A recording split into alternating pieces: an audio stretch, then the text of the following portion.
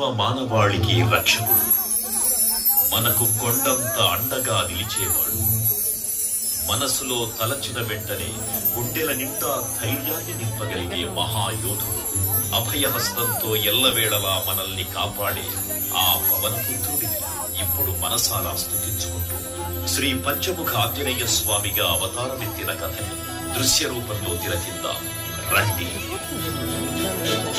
ఆంజనేయం ప్రసన్నాంజనేయం ప్రభాదివ్యకాయం ప్రకీర్తిప్రదాయం భజే వానగాత్రం భజేహం పవిత్రం భజే సూర్యమిత్రం భజే రుద్రరూపం భజే బ్రహ్మతేజం. అది రామాయణ మహాయుద్ధం భీకరంగా సాగుతున్న తరుణం. శ్రీరామచంద్రుని సారథ్యంలో వానర సైన్యంతో విజృంభిస్తూ లక్ష్మణస్వామి తనతో పోరాటం చేస్తున్న రావణుడి కుమారుడు ఇంద్రజిత్ తలని బాణంతో ఒక్క వేటుతో వేరు చేశాడు. ఇంద్రజిత్ మరణవార్త విన్న రావణుడు ఆవేశంతో ఊగిపోయాడు. ప్రతీకారం కోసం పాతాళ లోకాధిపతి తన సోదరుడు అయినటువంటి మహిరావణుడి సహకారం కోరాడు.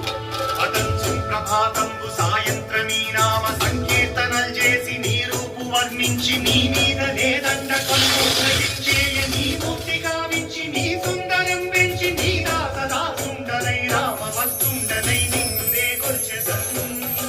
నీ కటాక్షంబునం చూచితే వేడుకలు చేసితే నా మురాలించితే నన్ను రక్షించితే.